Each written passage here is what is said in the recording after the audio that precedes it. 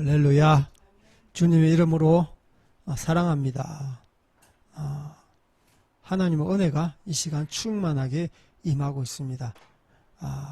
하나님의 영, 성령님께서 우리 예배 가운데 충만히 임하고 있습니다. 정말 얼마나 감사한지 모르겠습니다. 정말 은혜로만이 우리가 주님 앞에 설 수 있습니다. 어떻게 감히 우리가 이 떼자국, 이 죄의 자국으로 하나님 앞에 설 수 있겠습니까? 이 냄새나고 부패된 우리의 그 실존으로 어떻게 주님 앞에 나아갈 수 있겠습니까? 그 예수 그리스도의 그 보혈, 값없이 우리의 죄를 위해서 흘려주신 그 보혈, 그 은혜에 힘입어 우리가 주님 앞에 담대하게 갈 줄 믿습니다. 우리 오늘 주님께서 주신 말씀 우리 함께 보겠습니다. 요한복음 17장, 우리 요한복음 17장 말씀, 17장 14절, 요한복음 17장 14절 우리 다 찾았으면 우리 한 목소리로 봉독하도록 하겠습니다. 시작. 아버지께서 내게 하라고 주신 일을 내가 이루어 아버지를 이 세상에서 영화롭게 하였사오니. 우리도 다른 말씀 찾아보겠습니다. 마태복음 25장 14절로 30절 말씀. 마태복음 25장 14절로 30절 말씀. 우리 다 같이 봉독하도록 하겠습니다. 시작. 또 어떤 사람이 타국에 갈 때에 그 종들을 불러 자기 소유를 맡김과 같으니 각각 그 재능대로 한 사람에게는 금 다섯 달란트를, 한 사람에게는 2달란트를, 한 사람에게는 1달란트를 주고 떠났더니 5달란트 받은 자는 바로 가서 그것으로 장사하여 또 5달란트를 남기고 2달란트 받은 자도 그와 같이 하여 또 2달란트를 남겼으되 1달란트 받은 자는 가서 땅을 파고 그 주인의 돈을 감추어 두었더니 오랜 후에 그 종들의 주인이 돌아와 그들과 결산할세 5달란트 받은 자는 5달란트를 더 가지고 와서 이르되 주인이여 내게 5달란트를 주셨는데 보소서 내가 또 5달란트를 남겼나이다. 잘하였도다. 참하고 충성된 종아, 내가 적은 일에 충성하였으되 내가 많은 것을 내게 맡기르니 내 주인의 즐거움에 참여할지어다 하고 2달란트 받았던 자도 와서 이르되 주인이여 내게 2달란트를 주셨는데 보소서 내가 또 2달란트를 남겼나이다. 그 주인이 이르되 잘하였도다. 착하고 충성된 종아, 내가 적은 일에 충성하였으며 내가 많은 것을 내게 맡기리니 내 주인의 즐거움에 참여할지어다 하고 1달란트 받았던 자는 와서 이르되 주인이여 당신은 굳은 사람이라 심지 않은 데서 거두고 해치지 않은 데서 모으는 줄 내가 알았으므로 두려워하여 나가서 당신의 달란트를 땅에 감추어 두었나이다. 보소서 당신의 것을 가지셨나이다. 그 주인이 대답하여 이르되 악하고 게으른 종아, 나는 심지 않은 데서 거두고 해치지 않은 데서 모으는 줄 내가 알았느냐? 그러면 내가 마땅히 내 돈을 치리하는 자들에게 맡겼다가 내가 돌아와서 내 원금과 이자를 받게 하였을 것이니라 하고 그에게서 1달란트를 빼앗아 10달란트 가진 자에게 주라. 물은 있는 자는 받아 풍족하게 되고 없는 자는 그 있는 것까지 빼앗기리라. 이 무익한 종을 바깥 어두운 데로 내쫓으라. 거기서 슬피 울며 이를 갈리라 하니라. 아멘. 우리 처음에 우리 읽었던 요한복음입니다. 요한복음 예수님께서 그 하나님으로부터 성부 하나님으로부터 어떤 그 사명을 받아서 이 땅 가운데 구속 사역을 감당하는 그래서 청지기의 어떤 맡은 자의 사명을 성실하게 수행하는 이제 그런 말씀이죠. 아버지께서 내게 하라고 주신 일을 내가 이루어 아버지를 이 세상에서 영화롭게 하였사오니, 충성된 청지기가 로서의 사명을 예수님께서 이제 받으셔서 아버지의 분부한 모든 것을 아주 충실하게 성실하게 충성되이 그 하나님의 그 임무 미션을 이루시는 이제 그런 말씀입니다. 그래서 예수님도 하나님으로부터 온 그 청지기로서의 그 사명을 아주 잘 감당했다. 그래서 십자가에 이렇게 돌아가시면서 다 이루었다 하고 이렇게 숨이 멈추잖아요. 다 이루었다. 결국은 완성했다. 100% 예수님께서 이 땅 가운데 성부 하나님의 맡겨주신 사역을 완성하고 감당했다. 그래서 예수님께서 그 비유로서 천국에 대해서 말씀하면서 또한 일단 청지기로서의 사명이 무엇인지 우리 오늘 이 시간 배워보도록 하겠습니다. 아멘. 청지기로서의 사명, 사명. 보통 우리가 달란트 비유라고 해요. 달란트 비유.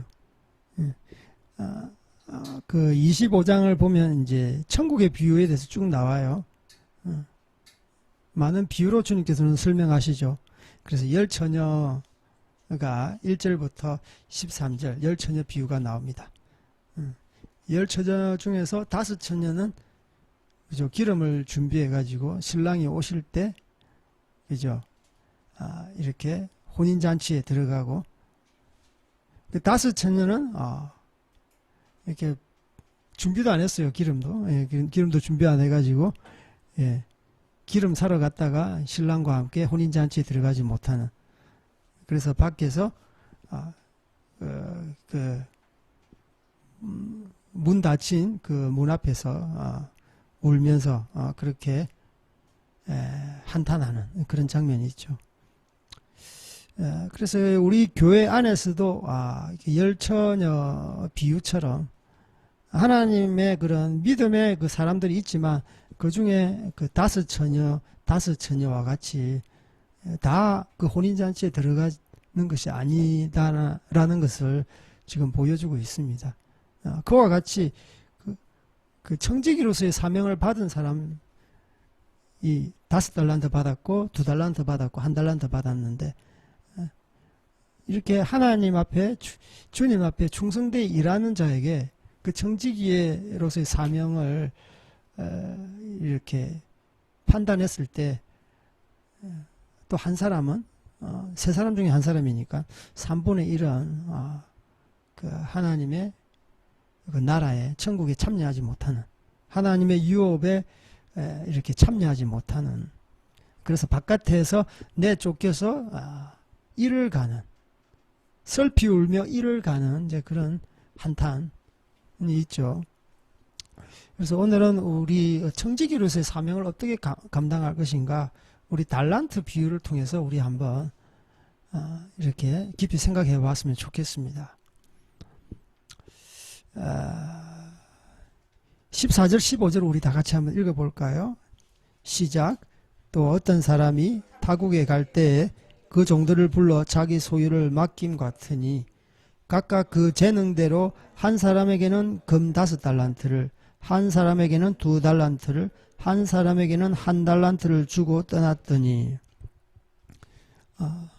주님은 천국의 비유를 할 때에 또 하면 그 앞에 25장 1절처럼 천국은 마치 등을 들고 신랑을 맞으러 나간 열처녀와 같다.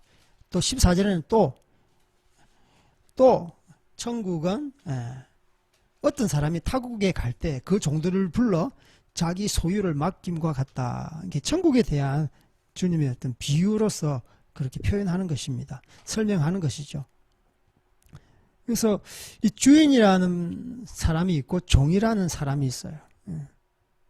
그래서 주인과 종의 관계를 통해서 주인이 먼 타국에 볼일을 보러 갔는데 그 종들에게 어떤 자기 소유를 맡깁니다.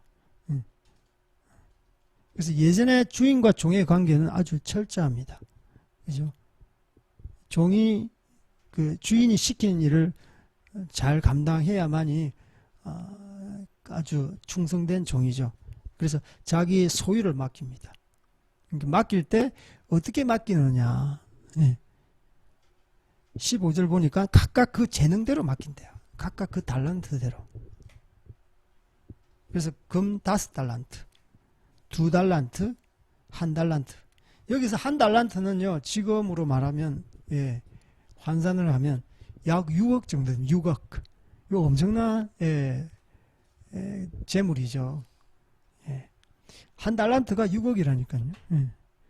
그래서 5달란트는 5, 6, 30, 30억을 맡기고 2달란트는요 12억을 맡기고 1달란트는 6억입니다. 그래서 각자의 재능에 대로 달란트를 맡기는 거죠. 그래서 재능에 근거해서 맡기시는 하나님, 사람이 볼 때는 주님 공평하지 않습니다. 누구는 5달란트 주고 누구는 2달란트 주고 나는 1달란트. 고작 1달란트입니까? 5달란트 주려면 다 5달란트 주든지 1달란트 주면 다 1달란트 주든지. 주님 왜 이렇게 공정하지 못합니까? 분명하게 이야기해서 주님께서는 각각 그 재능대로. 그런데 인간은 계속 비교합니다. 비교. 친구는 재능이 너무 많아. 영어를 너무 잘해. 나는 영어도 못하고. 쟤는 수학을 너무 잘해. 쟤는 너무 공을 잘 차. 손흥민 있잖아요. 세계적인 스타입니다. 그죠? 손흥민 축구선수 하나가 사실 뭐 큰 중견기업과 맞먹는 그런 재력을 과시하죠. 어쨌든 사람들은 항상 비교를 통해서 열등감에 빠지고, 그죠? 때로는 우월감에 빠지고, 둘 다 좋지 않은 것이죠. 주님께서는 그렇지 않아요. 동일하게 보시고 각각 재능에 따라 맡깁니다. 이 땅 가운데서 사명을 맡길 때 누구는 큰 사역을 해. 누구는 작은 사역을 해. 누구는 언서 사역을 해. 누구는 말씀 사역을 해. 누구는 이렇게 복음 전도 사역을 해. 그래서 온 교회가 아주 경쟁적으로 교회 성장에만 몰두하고 있잖아요.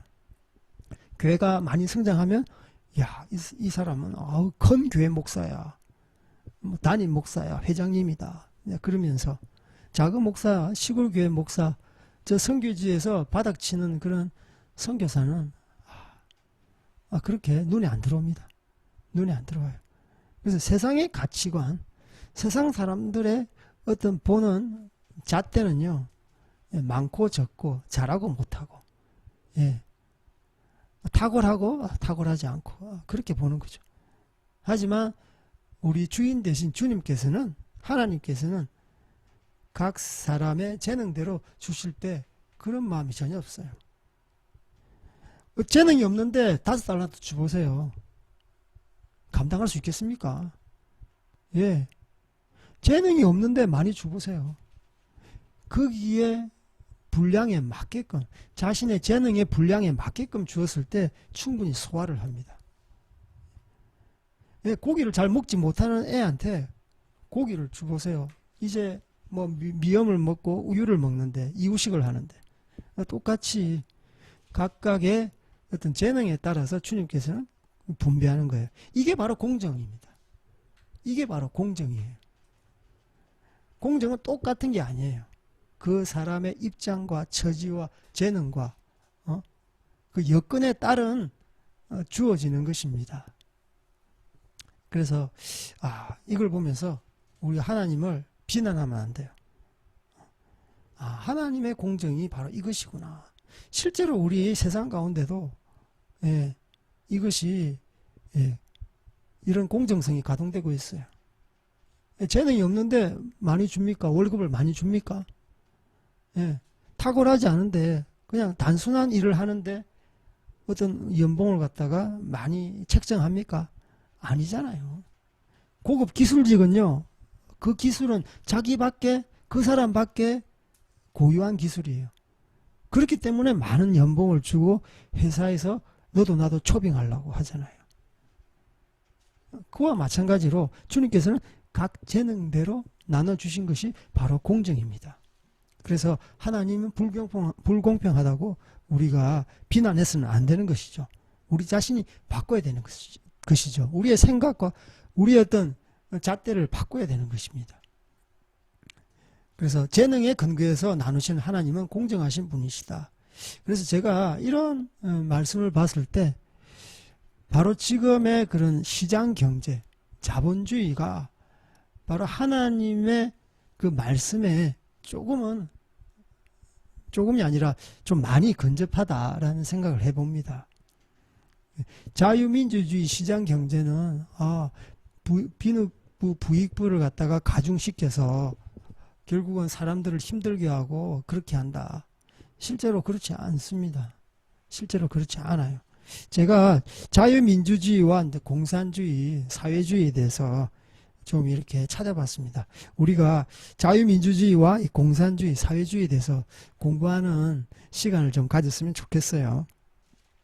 이 자유민주주의가 어디서 탄생했느냐?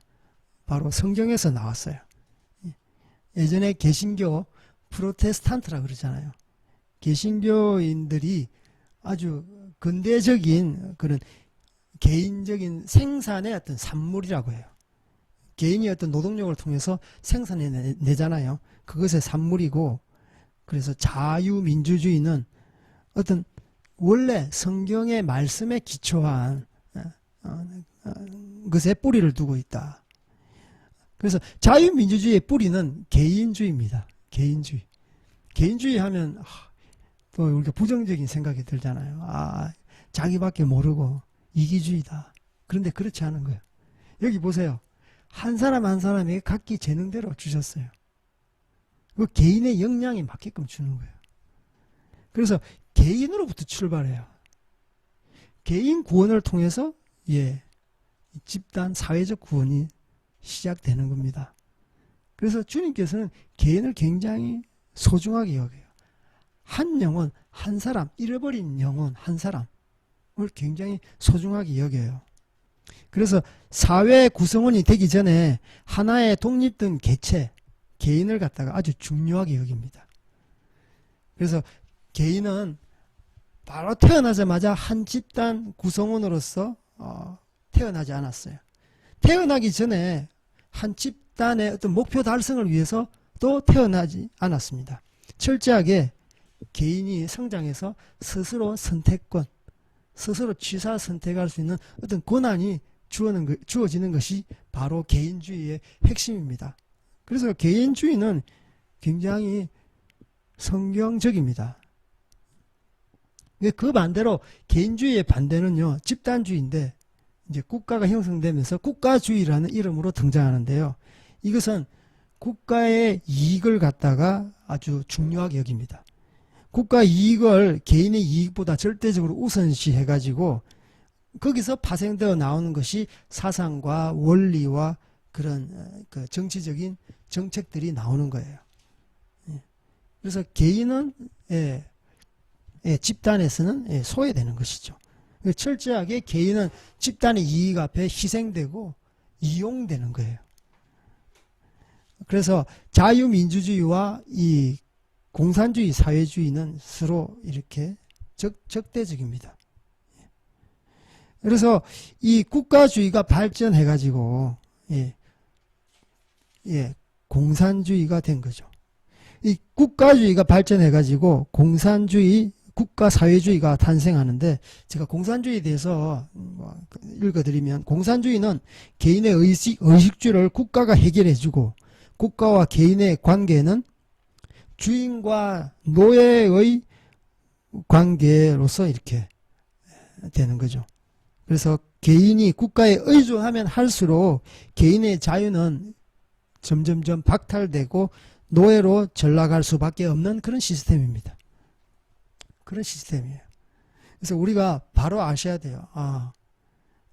이 개인주의가 성경적이구나. 개인주의를 통해서 개인의 어떤 인권, 개인의 어떤 그 어떤 노력, 개인의 어떤 보상을 통해서 개인이 어떤 역량이 강화되면서 전체적인 어떤 시스템, 사회를 갖다가 건강하게 해준다는 그런 생각을 해줘야, 그런 생각을 해야 됩니다. 그 예를 들면 이제 좋은 공동체는 민주주의로 이제 나타나는데 개인의 자발적 의지에 의해서 사적 소유권을 갖고 그것으로 생산 활동을 통해서 부를 축적하여 그것으로 자본주의가 발전, 부흥하게 되었습니다. 그래서 근대적 개인의 가장 중요한 권리는 소유권입니다. 개인적인 소유권이 없으면 안 돼요. 우리 달란트를 각각 주잖아요. 소유를 하게 합니다. 그래서 그 소유를 통해서 어떤 자기의 지혜와 충성과 열심을 통해서 배가 되는 거죠. 소유권이 없다면 개인은 집단에 속하게 되는 거고요. 그에 따라서 집단의 어떤 부속품, 노예로 전락하게 됩니다. 그래서 이 개인의 어떤 개인의 소유권, 자신의 어떤 정체성을 잃어버리면 그 집단의 하나의 부품, 굉장히 유물론적인 어떤 사고를 가질 수 있는 거죠. 하지만 좋지 않은 공동체는 굉장히 집단의 논리에 아주 강합니다. 집단 논리 아주 강해요. 집단의 어떤 목표 달성에 굉장히 심혈을 기울입니다. 뭐 나치, 그죠? 순혈주의잖아요. 국가주의예요. 파시즘, 공산주의와 같은 전체주의, 집단주의. 집단 이익을 위해서 아주 개인은 없습니다. 개인의 희생을 통해서 집단의 어떤 목표 달성을 강요하고 독립된 개인을 철저히 부정합니다. 그리고 집단의 이익을 이렇게 우선시해서 그래서 이 공동체가 생존하게 하는, 그래서 집단의 아주 그 위험성이 항상 잔존해 있죠. 그래서 우리 시장 경제, 이 자유민주주의는 개인주의로부터 출발했다. 그래서 개인주의는 소유권이다. 그렇게 기억하시면 되고요. 그래서 자유민주주의 시장 경제를 채택한 나라들은 대부분 그래도 개인의 자유를 누리면서 잘 살고 있습니다. 하나의 개인으로 존중받는 사회가 실현되고 있잖아요. 그래서 그 사회는 굉장히 성숙하고 발전되고 있어요. 반면에 공산주의를 채택한 나라들은요, 하나같이 못 살고 도덕 윤리가 바닥을 칩니다. 그래서 개인은 다 그 집단의 부속품으로 아주 존재감이 희미한 거죠. 보십시오. 남미에 있는 가톨릭 국가, 가톨릭. 가톨릭국은요, 보통 좌파 계열이 많습니다. 저 구소련에 보십시오. 중앙아시아. 윤리 도덕은 땅에 떨어집니다. 왜? 개인의 존재감은 희미합니다. 집단의 목표 앞에 개인들은 다 희생, 바닥에 까는 거죠. 하나같이 실질적인 인권 존중이 없습니다. 제가 말하는 인권은 뭐 소수자들이 그 인권을 말하는 거지 않아요. 인간의 기본적인 보편적인 인권을 이야기하는 거예요. 그래서 존중받고요. 그리고 돈 있는 사람은 긍휼한 마음이 있어서 자원함으로 다른 사람들을 돕습니다. 사회주의는요, 강제적으로 몰수해서 인기몰이를 위해서 국가가 중앙집권에서 이렇게 크레카 부스러기 던져주면서, 비스킷 던져주면서 그렇게 국민들의 어떤 인기를 구하는 거죠. 잘 생각해 보십시오. 그렇습니다. 그래서 좌파 이 빨갱이들은요, 철저하게 집단의 그 집단주의에 이렇게 있는 거죠. 그래서 개인은 없습니다. 그래서 우리가 지금 사실 이념적인 논쟁은 이미 끝났는데, 지금 이 정부가 들어서서 엄청난, 지금 이제 2년밖에 안 됐는데 우리나라의 모든 경제와 사회와 윤리가 지금 바닥으로 떨어지고 있어요. 그래서 우리가 이것을 외쳐야 됩니다. 이 나라가 자꾸만 이게 이 나락으로 떨어지고 있는데 교회 목사가 교회가 장로가 이렇게 이 이야기를 하지 않으면 브레이크 없는 기관차가 나락을 향해 치닫는 것처럼 결국은 멸망의 길로 가는 것이죠. 교회도 국가가 없으면 망합니다. 교회도 국가가 없으면 망해요. 소련을 보십시오. 국가가 공산주의로 이 레닌 스탈린 시대 때 엄청난 기독교인들이 순교하고 희생되었습니다. 국가가 없으면 교회 존립이 불가능합니다. 그래서 이때 교회가 바른 소리를 내야 되는 것이죠. 이렇게 가면 안 된다. 낙태 문제, 동성애 문제뿐만 아니라 경제적인 문제도 이렇게 하면 안 된다. 그래서 분명하게 우리는 성경적인 사고를 가지고 그 말씀의 기반으로 해서 이렇게 우리가 정치적인 발언을 해야 됩니다. 성경을 보십시오. 다 정치 이야기입니다. 특히 구약은 다 정치 이야기예요. 왜 정치하지 말라는 건지 모르겠네. 다 왕 이야기 아닙니까? 역대상하, 사무엘상하. 그리고 생육하고 번성하고 땅에 충만하라. 땅을 정복하라. 정복이 뭡니까? 국가 권력, 정치 권력입니다. 그거 이야기하는 거예요. 예수님도 마찬가지예요. 사도 바울도 마찬가지입니다. 국가에 대해서, 국가법에 대해서 철저하게 저항했어요. 그걸 법적으로 이렇게 뭐 근거를 가지고 이야기를 하지 않았지만 예수님의 사역은 그때 정치와 사회에 엄청난 반향을 일으켰습니다. 그때 정치적인 리더가 누굽니까? 종교 지도자, 서기관들, 바리새인들이 정치와 종교 권력을 잡고 있었어요. 그들과 첨예하게 부딪히면서 예수님은 싸웠어요. 그 종교에만 머물러 있으라? 그러면 예수님, 그들이 왜 시비를 걸겠습니까? 왜 맨날 주도 면밀하게 뒤따라오면서 엿보면서 책 잡을 걸 그렇게 감시하고 다녔겠어요? 예수님은요, 종교적이지만 정치적인 반향을 엄청나게 일으키신 분이십니다. 그러니까 죽임을 당하죠. 사도 바울도 마찬가지예요. 12제자도 마찬가지예요. 다 순교했습니다. 우리 주기철 목사님도 마찬가지잖아요. 손양원 목사님도 마찬가지잖아요. 일제시대 때 순응하지 않았어요. 하나님의 말씀에 근거해서 그들의 모든 행동은 정치적이었어요. 목숨 걸고 하셨던 분이시죠. 일제시대 때 일본 정부가 너희들은 종교 안에 머물러 있으라. 종교 안에서 순한 양처럼 머물러 있으라. 내가 국가가 보호해 줄게. 저기 신사참배는 국민 의례에 불과하다. 그게 어떻게 국민 의례입니까? 고개를 숙여 동방 요배를 하는데 하나님 외에는요 경배하고 숭배하는 게 아니잖아요. 그래서 정말 우리 기독교, 우리 교회 내에서 정말 세상이 잘못되어 갈 때 정말 의연하게 일어나서 이렇게 옳은 말을 해야 됩니다.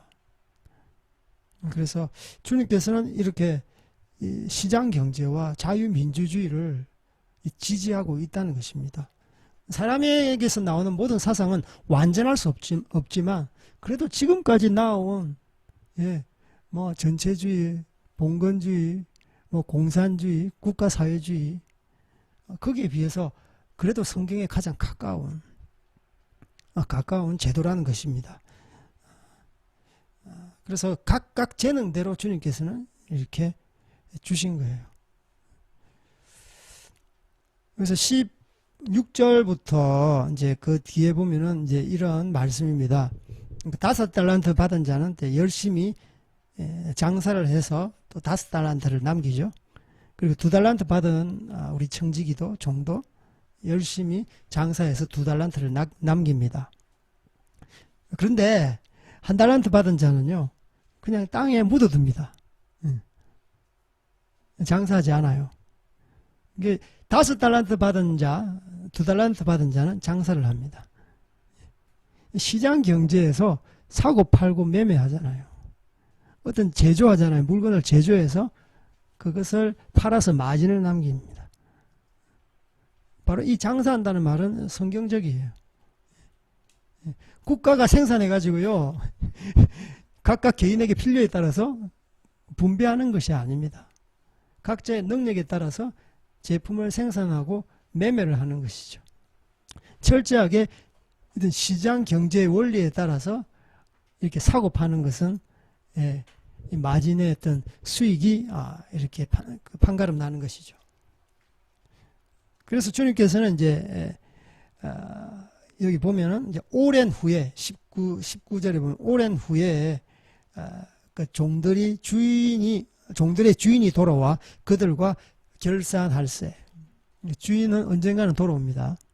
그런데 시간이 굉장히 길어요. 오랜 후에. 결국 여기는 나중에 주님 앞에 우리가 나아갔을 때 결산하는 것이죠. 심판받는 것입니다. 그래서 5달란트가 이제 그 주인 앞에 왔을 때, 주님 5달란트 주신 거 제가 5달란트 남겼습니다. 합이 10달란트입니다. 그랬더니 주인은 착하고 충성된 종아라고 칭찬을 했죠. 2달란트 받은 자도 주인 앞에 와가지고 제가 열심히 장사해가지고 2달란트, 합이 4달란트입니다. 그랬더니 동일하게 주님은 칭찬하십니다. 착하고 충성된 종아. 그리고 1달란트 받은 자도 이제 와가지고 이렇게 이야기합니다. 우리 24절, 25절 우리 읽겠습니다. 시작. 1달란트 받았던 자는 와서 이르되 주인이여 당신은 굳은 사람이라 심지 않은 데서 거두고 해치지 않은 데서 모으는 줄 내가 알았으므로 두려워하여 나가서 당신의 달란트를 땅에 감추어 두었나이다. 보소서 당신의 것을 가지셨나이다. 그래서 이 1달란트 받은 자 일을 하지 않았어요. 이 마타라고 주었을 때는요, 이걸 통해서 보세요. 처음에 각각 그 재능대로, 이것은 뭐가 함축되어 있느냐, 너의 재능을 가지고 이 달란트를 한번 활용해봐 라는 뜻입니다. 너의 재능을 가지고 내가 이 종잣돈을 줄 테니까 이걸로 어떻게 부풀려 봐라는 거예요. 활용해 보라는 거예요. 일을 하라는 거예요. 일을 하라는 거예요. 그런데 보십시오. 땅에 묻어두었잖아요. 땅에 묻어두었잖아요. 우리 26절, 27절 우리 다 같이 시작. 그의 주인이 대답하여 이르되 악하고 게으른 종아, 나는 심지 않은 데서 거두고 해치지 않은 데서 모으는 줄 내가 알았느냐? 그러면 내가 마땅히 내 돈을 취리하는 자에게나 맡겼다가 내가 돌아와서 내 원금과 이자를 받게 하였을 것이니라 하고, 주님께서는 거기에 대한 대답 칭찬하지 않습니다. 바로 그냥 꾸중하시죠. 악하고 게으른 종아, 나는 심지 않은 데서 거두고 해치지 않은 데서 모는 줄로 알았느냐?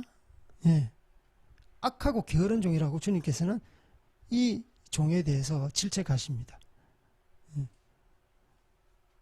뭐 게으르다고 하면 되는데 악하다는 말이에요. 바로 이게 악이에요. 자기의 재능을 갖다가 활용하지 않는 거, 바로 악입니다. 마음에 상처가 있는 거예요. 마음의 쓴뿌리 때문에 자기 받은 달란트를 달란트로 생각하지 않는 거예요. 또 이 1달란트 받은 사람은요, 다른 옆에 있는 친구, 다른 종, 다른 청지기는 2달란트, 5달란트 받잖아요. 마음의 상처 때문에 마음이 꼬여 있어 가지고 주인한테 쓴뿌리가 있는 거예요. 하나님 아버지한테 상한 감정이 있는 거예요. 그래서 늘 비교합니다. 다른 사람은 커 보이는 거예요. 다른 사람은 다 좋아 보이는 거예요. 다른 사람이 먹는 음식은 다 맛있어 보이는 거예요. 남의 떡이 커 보이고 맛있어 보이듯이 자기가 가지고 있는 그 귀한 한 달란트, 예, 그걸 못 보는 거예요.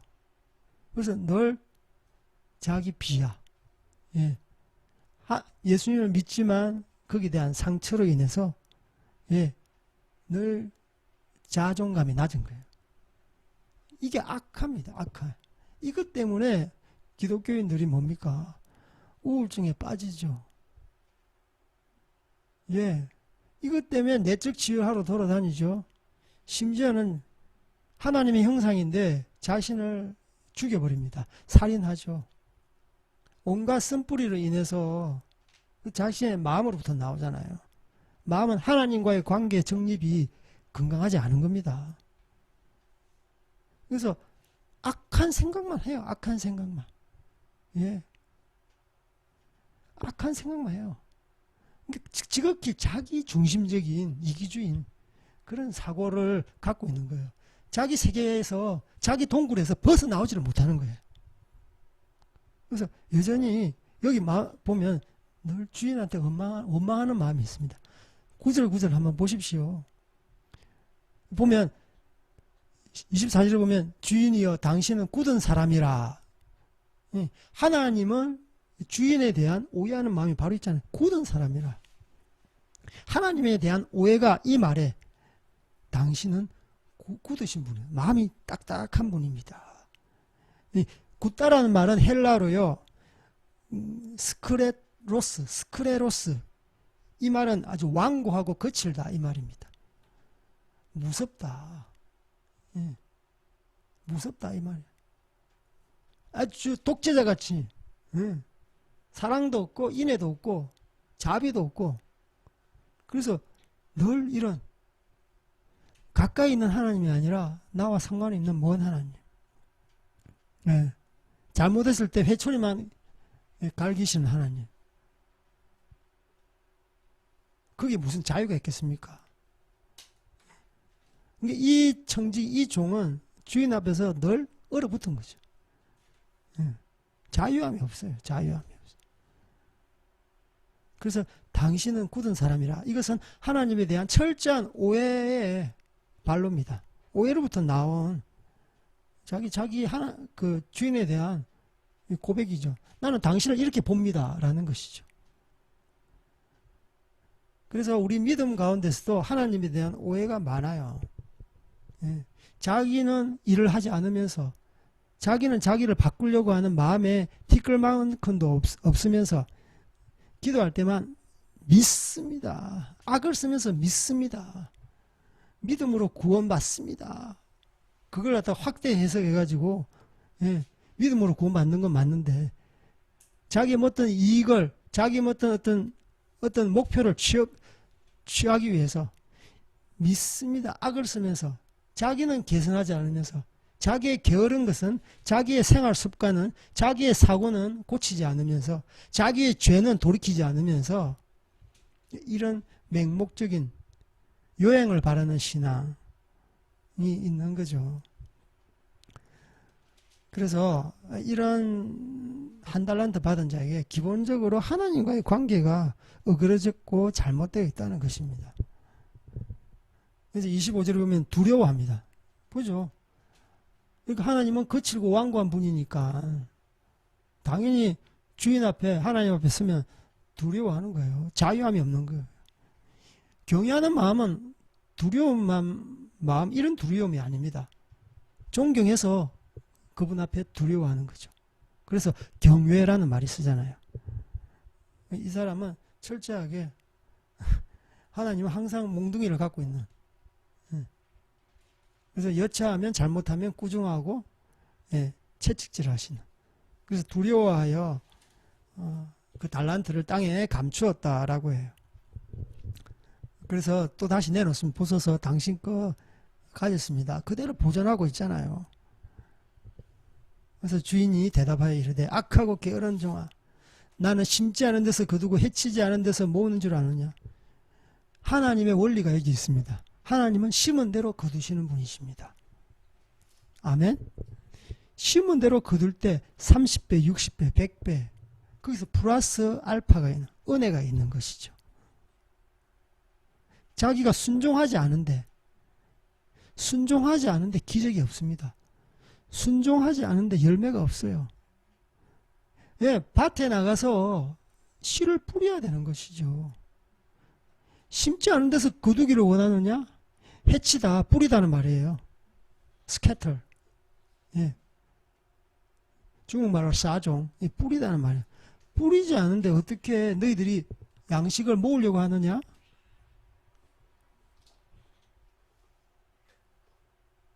굉장히 중요합니다. 우리가 예수님 믿고 도깨비 신앙, 겁나와라 뚝딱, 이거는요, 이방 사람들이 그렇게 하는 거예요. 철저하게 하나님 믿는 사람은요, 순종합니다. 예, 밖에 나갑니다. 밭에 나가서 씨를 뿌리는 거예요. 땀을 흘려야 되는 것입니다. 노동을 해야 되는 것이죠. 자기의 재능, 자기의 달란트를 100% 활용을 해야 되는 것입니다. 철저하게 주인에 대해서 오해했습니다. 오해했어요. 그래서 주님께서는 27절에 보면 차라리 이랬으면 더 나았다. 차라리 취리하는 자가 이제 이득을 취하는 자, 그러니까 고리대금업자입니다. 예. 예전에는 환전상이에요. 환전상. 지금으로 말하면 어떤 돈을 빌려주고 돈을 바꿔주기도 하고 어떤 대출을 통해서 고리대금, 돈놀이 하시는 어떤 그런 분이죠. 뭐 고상한 말로 금융업자라고 이야기하는데 어쨌든 그 돈을 거기에 맡겼다면 원금과 이자라도 받았을 텐데 그러니까 여기서 이 말씀을 가지고 오해하는 분이 많더라고요. 주님은 금융업자를 보정하는 말씀이다. 그렇지 않은 거예요. 악하고 게으른 종이 워낙 악하니까 이런 악한 자들도 에게 맡겨도 주님께서는 이익이 남는다.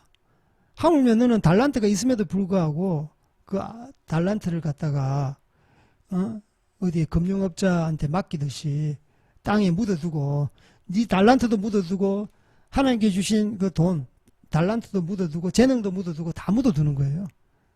그래서 놀고 먹자는 거예요. 그러니까 놀고 먹는 저렇게 금융업자, 고리대금업자, 돈놀이하는 업자보다 더 악하다. 비교해서 하는 거예요. 이것은 금융업을 갖다가 주님께서 지지한다는 말이 아닙니다. 그래서 주님은 돈 놓고 돈 먹는 이런 사채업자를 이렇게 싫어하십니다. 이 말씀 안에 그런 것들이 있습니다. 만약에 사채업자한테 돈을 갖다가 맡겨서 주님께서는 어떤 일을 보려면 주님께서 자기 종들한테 사채업자 처음부터 맡기지 왜 주셨겠습니까? 왜 5달란트, 2달란트, 1달란트를 주셨겠어요? 주님께서는 그거 싫어한다는 거예요. 사채업자, 돈놀이하는 자에게 달란트를 맡기지 않으신 이유가 바로 주님께서는 일하지 않고 땀 흘리지 않고 재능을 활용하지 않고 그렇게 쉽게 어떤 마진을 남기고 일을 취하는 것에 대해서 주님께서는 싫어하신다는 것을 말씀하고 있습니다. 그리고 주님께서는 말씀하고 계세요. 아까 구중하시면서 내가 심지 않은 데서 거두고 해치지 않은 데서 모으는 줄 아느냐? 이 말씀은 주님께서는 심은 대로 거둔다는 거예요. 바로 이것은 자기의 어떤 열심, 노력, 어떤 순종, 어떤 피와 땀을 흘리면서 수고에 대한 이야기를 하고 있습니다. 예, 돈 놓고 돈 버는 것은 편안히 앉아서 그냥 돈 주고 한 달 지나면 한 달의 이자를 받죠. 1년이 지나면 1년 이자를 받죠. 그것으로 부풀립니다. 특별한 기술이 있는 게 아니에요. 예, 특별하게 재능이 있는 게 아니에요. 돈 자체가 그들의 재능이 될 수 있겠지만 보세요. 심은 대로 거둔다. 이것에서 주님께서는 이런 돈놀이 하는 것을 싫어하고 있음을 반증하는 것입니다. 그렇지 않습니까? 그리고 악하고 게으른 자를 그 취리하는 자를 이제 빗대어 설명했죠. 27절에. 그래서 주님께서는 이 악하고 게으른 자와 똑같이 이 일을 취하는 자에게 빗댔기 때문에 동일하게 돈놀이 하는 사람은 하나님 앞에서 악하고 게으른 자에 불과합니다. 그리고 악하고 게으른 자의 달란트를 빼앗아서 나중에 보면은 빼앗아서 착하고 충성된 자에게 이렇게 한 달란트를 줍니다. 바로 이것 또한 주님께서 차라리 그냥 사채업자 하는 사람, 돈놀이 하는 사람한테 한 달란트를 빼앗아서 그 사채업자한테 줘버리지. 아까 비유도 그렇게 했잖아요. 이 취리하는 자, 사채업자한테 이 악하기 때문에 너를 비교한 것이지, 이 돈을 빼앗아서 그러면 사채업자한테 사채업을 갖다가 주님께서 지지하면 사채업자한테 한 달란트를 줘버리지. 그렇지 않습니다. 주님께서는 그 한 달란트를 빼앗아 가지고 그 5달란트 더 이익을 많이 남긴 그 종한테 맡깁니다. 그래, 너 정말 잘했다. 더 열심히 해라. 보세요. 빼앗아서 주는 방향이 어딥니까? 예, 열심히 자기 재능을 100% 활용하는, 예, 남긴 사람한테 주잖아요. 이것을 보면서 주님께서는 사채업자를 지지하지 않고 있구나. 돈놀이 하는 사람을 지지하지 않고 있구나. 그럼 돈 많은 이익을 취하면 돈놀이 하는 사람들 주부리지. 이 말씀도 그대로 성경에 적혀 있다는 거죠. 그래서 이 달란트 비유를 통해서 주님께서는 돈 놓고 돈 먹게 하고 일하지 않고 자기 재능을 활용하지 않고 배불리 먹는 사람은 하나님 앞에 합당하지 않구나 라는 것을 우리가 딱 알아야 되는 것이죠. 그래서 그 빼앗아서 줍니다. 그리고 나서 30절에 보면 이 무익한 종을 바깥 어두운 데로 내쫓으라. 거기서 슬피 울며 이를 갈리라. 무익한 종이라고, 악하고 게으른 종을 또 무익한 종, 아무런 유익을 끼치지 않는 종,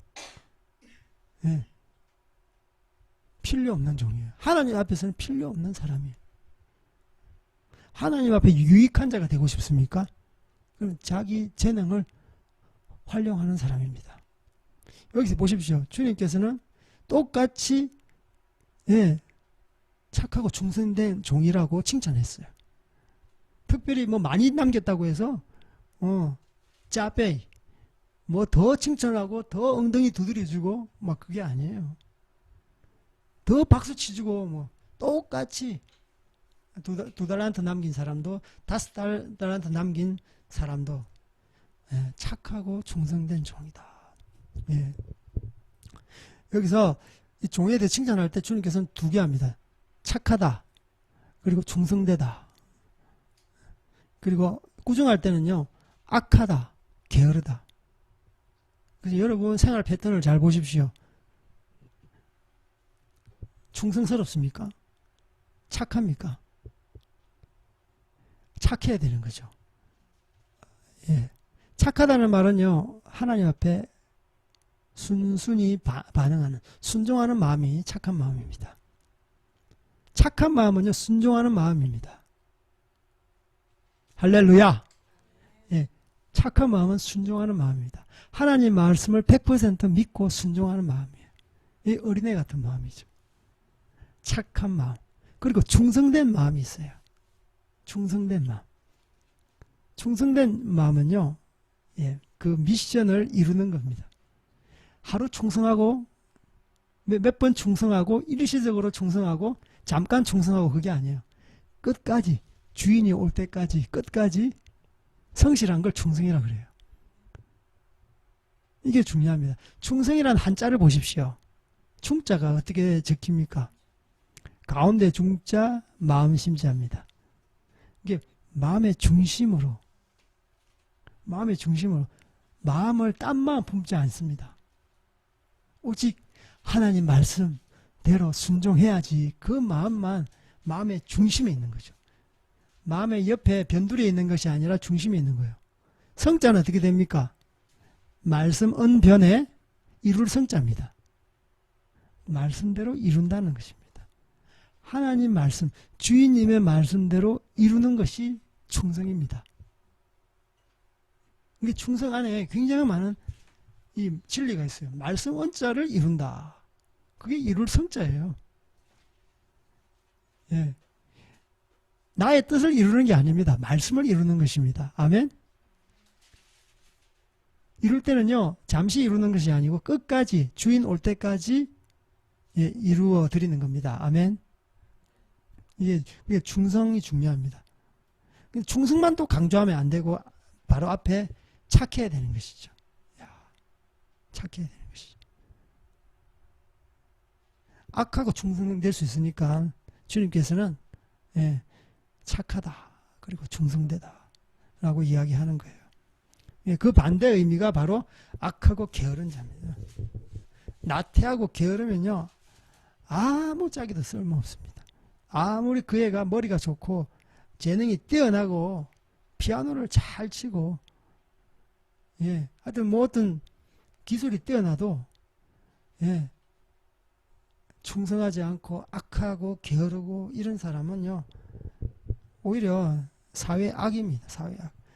재능이 있고 악한 사람은요, 사회 악이잖아요. 어떻게 하면 지능적인 범죄를 저지를까? 증거를 은폐할까? 법을 요리조리 피할까? 다 머리 좋은 사람들.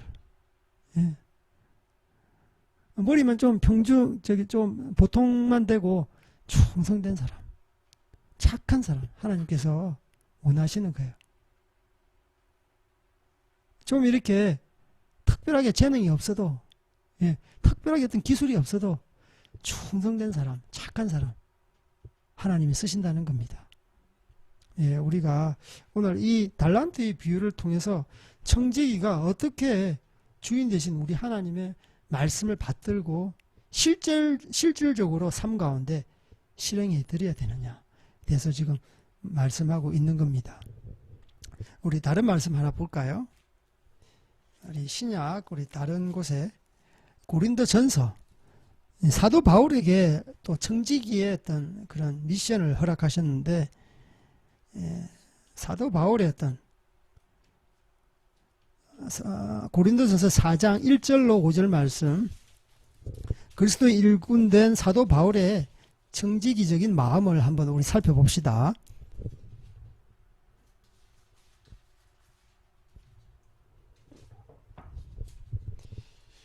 고린도전서 4장 1절에서 5절 우리 다 같이 읽겠습니다. 시작. 사람이 마땅히 우리를 그리스도의 일꾼으로 하나님의 비밀을 맡은 자로 여길지어다. 그리고 맡은 자들에게 구할 것은 충성이니라. 너희에게나 다른 사람에게나 판단받는 것이 내게는 매우 작은 일이라. 나도 나를 판단하지 아니하노니 내가 자책할 아무것도 깨닫지 못하나 이로 말미암아 의롭다함을 얻지 못하노라. 다만 나를 심판하실 이는 주니시나. 그러므로 내가 때가 이르기 전에 곧 주께서 오시기까지 아무것도 판단하지 말라. 그가 어둠에 감추인 것들을 드러내고 마음의 뜻을 나타내시리니 그때 각 사람에게 하나님으로부터 오는 칭찬이 있으리라. 아멘. 사도 바울에게도 하나님의 그런 일꾼으로 부르셨어요. 사도 바울 하면 굉장히 달란트가 많죠. 달란트가 많죠. 율법학자잖아요. 바리새파 중에서 가마리엘 가문, 그 법학자 집안에서 우리나라 같으면 진짜 최고의 그런 그 어떤 엘리트, 서울대 법대라고나 할까, 뭐 하여튼 그런 법에 대해서 정통한 그런 가문입니다. 그래서 달란트가 굉장히 많아요. 명석하고요, 지혜도 있고요, 또 권력도 있고요. 이제 그런 거죠. 근데 주님께서는 이제 사도 바울을 다메섹 도상에서 완전히 바꿔버렸죠. 밝은 빛을 통해서 예수님이 나타났잖아요. 그래서 주님께서는 어떤 부르심, 하나님의 부르심, 이방 선교에 대한 부르심을 주셨어요. 그게 미션인데요. 그리스도의 일꾼이요 하나님의 비밀을 맡은 자.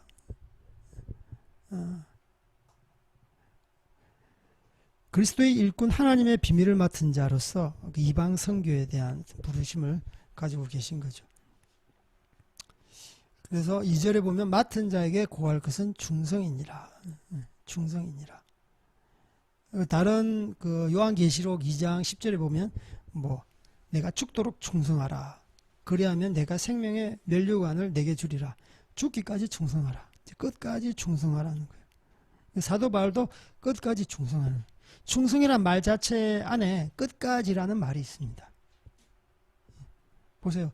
주인이 오실 때까지, 예수님이 재림할 때까지, 우리의 주인 되신 예수님께서 오실 때까지 우리가 충성하는 겁니다. 끝까지 어떤 상황과 환경과 어떤 마음의 감정과 상관없이 이 미션을 이루어야 되는 거죠. 그래서 사도 바울은요, 마게도냐 환상을 이렇게 보잖아요.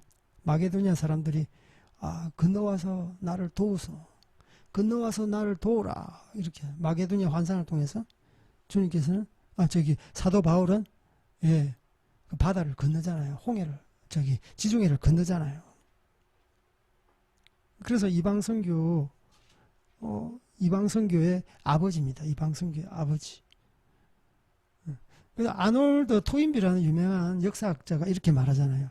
그 사도 바울을 태우고 가는 배를 향해서 저 배는 유럽의 미래를 태운 배라고 그러잖아요. 유럽의 운명을 바꾸는 배라고 그러잖아요.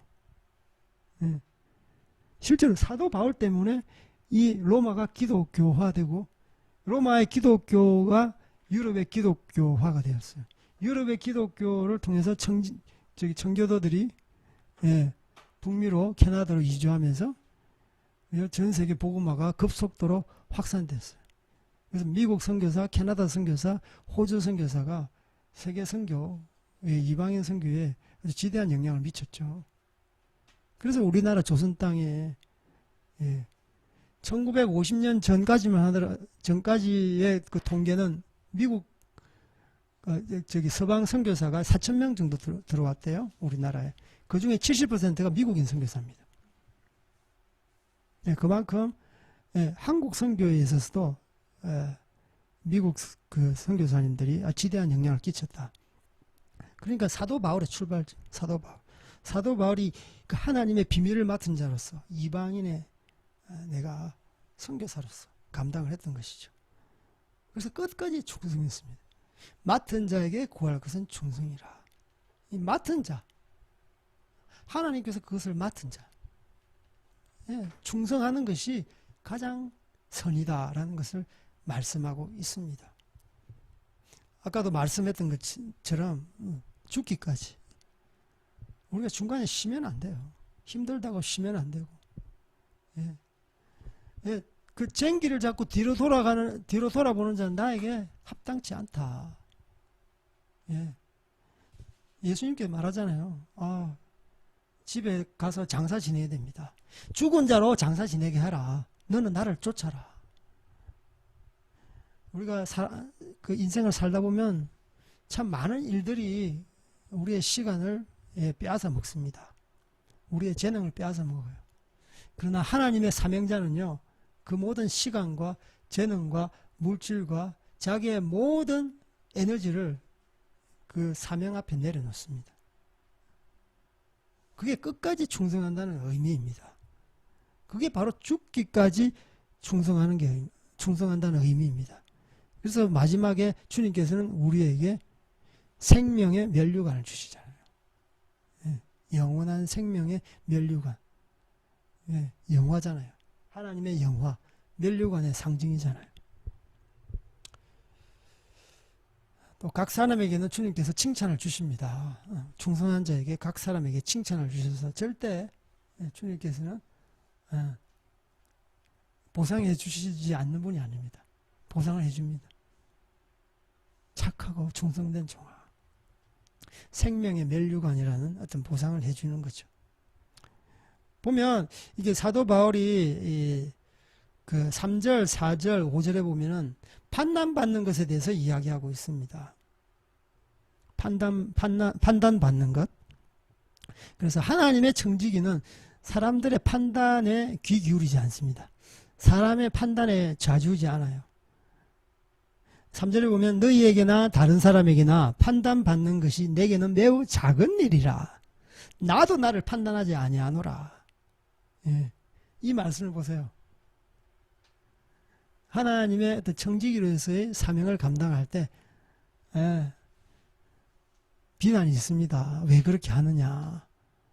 왜 그렇게 좀 앞뒤 안 가리고 그렇게 하느냐? 좀 좌우 좀 돌아보고 유도리 있게 하지. 적당하게 타협도 좀 하고 그러지. 응? 그 분위기 좀 맞춰주지.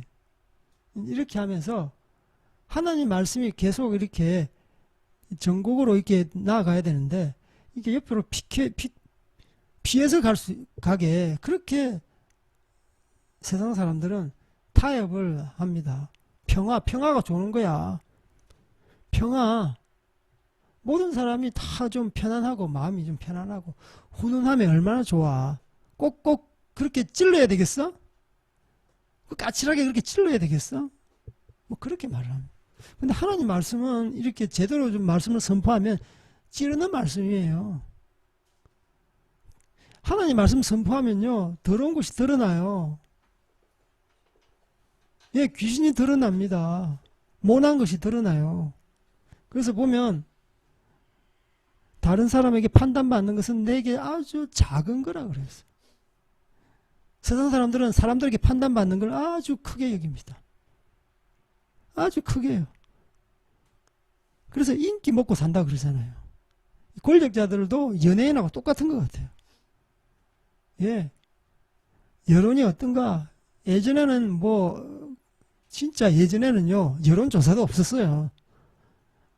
언제부턴가, 1990년대 초부턴가, 여론조사 하면서, 그때는 여론조사 가끔 하더라고요. 1년에 한 번, 두 번. 근데 요즘에는요, 한 주, 한 달, 조사도 여기저기서, 리서치 저기서. 얼마나 그냥. 옛날에 제 초등학교에서 인기 투표했어요. 1년에 한 번씩 투표하는데, 그때 엄청 긴장하죠. 야, 내가 몇 표 나올까? 사람들은 그 인기에 얼마나 그냥 신경 쓰는지. 그것도 치맛바람 이제 좀 자기 애가 또 반장에 뽑히고. 저는 반장까지는 안 해봤고 줄반장을 해봤는데, 저희 부모님은 일한다고 바빠서 저는 혼자 그렇게 했는데, 그리고 성탄절 되면요, 내가 카드를 몇 장 받느냐. 그게 또 경쟁이 돼가지고, 나 몇 장 받았다? 너는 몇 장 받았니? 그런 경우 없습니까? 크리스마스 카드 몇 장 받았나? 그게 그 인기를 이렇게 가늠할 수 있는 그거잖아요. 지렛대잖아요. 예. 사람들은요, 어린애 할 것 없이 어른을 다 인기에 목말라하고 있어요. 사람들이 잘 판단해주고, 표를 주고, 찍어주면, 야. 근데 옳은 것에 대해서, 공의에 대해서는 눈 감습니다. 진리에 대해서는 눈 감아요. 교회마저 인기 속에 빠져들면 안 된다는 거죠. 예? 장로 뽑는데 인기 투표합니까? 예, 임직자 뽑는데 인기 투표합니까? 예, 다 돈 많이 버는 사람은 재력이 곧 인기입니까? 진짜 할 말이 너무 많은데요. 사도 바울은요, 그게 연연하지 않았다는 거예요. 예, 맡은 자에게 구할 것은 충성이라 하면서 나는 주님 앞에서 일한다. 하나님 앞에서 충성한다. 사람 앞에서 충성하지 않는다. 예, 사람들이 판단하는 것은 나에게는 지극히 작은 일이라. 나도 스스로 나를 판단하지도 않는다 그러잖아요. 내 스스로 나를 갖다가 판단하지, 체크하지 않는다. 나는 하나님 말씀만 부여잡고 그분 앞에서 충성한다. 이 뜨거운 마음, 이 뜨거운 열정, 하나님 앞에 이 순종, 100% 순종이 사도 바울이 이방 선교가 이렇게 탁월하게 할 수 있었던 바로 그 동력이 아닌가 저는 생각하게 됩니다. 그래서 5절에 보면 주께서 오실 때까지, 예, 재림할 때까지 아무것도 판단하지 말라. 판단자는 누굽니까? 심판자는 누굽니까? 우리 주님이시다라는 것이죠. 그래서 우리는 코람데오 하나님 앞에서 하나님 앞에서 충성하는 것입니다. 예.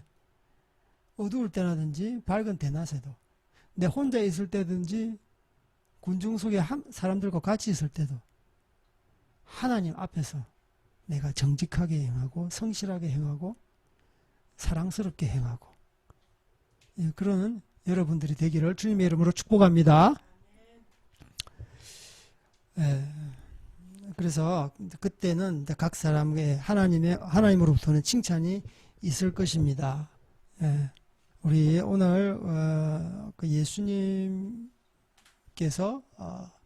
그 예수님 본인도 성부 하나님 우리 아버지로부터 어떤 그 직무를, 어떤 임무를 위임받았어요. 그래서 십자가상에서 돌아가시면서 다 모든 것을 다 이루었다. 그래서 철저하게 착하고 충성된 종으로서 충성을 하셨어요.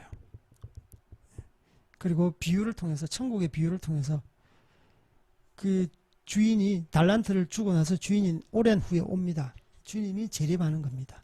결산할 때에 주님께서는, 예, 칭찬하는 종에게 착하고 충성된 종, 예, 꾸중하는 자에게 악하고 게으른 종이라고 합니다.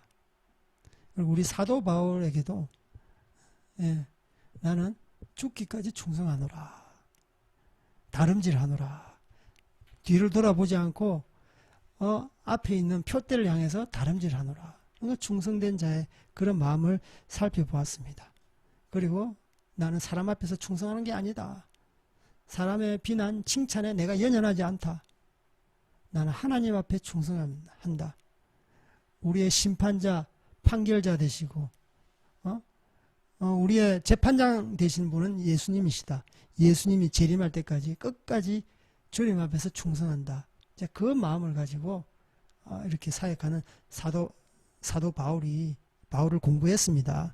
그래서 우리도 정말 종말론적인 그런 신앙과 그런, 예, 마음을 가지고 이 땅을 살아갔으면 좋겠고, 그래서 귀한 청지기로서 예, 주님 오실 때까지 경주하는, 다름질하는 우리 모든 그레이스 성도님들 되기를 주님의 이름으로 축복합니다.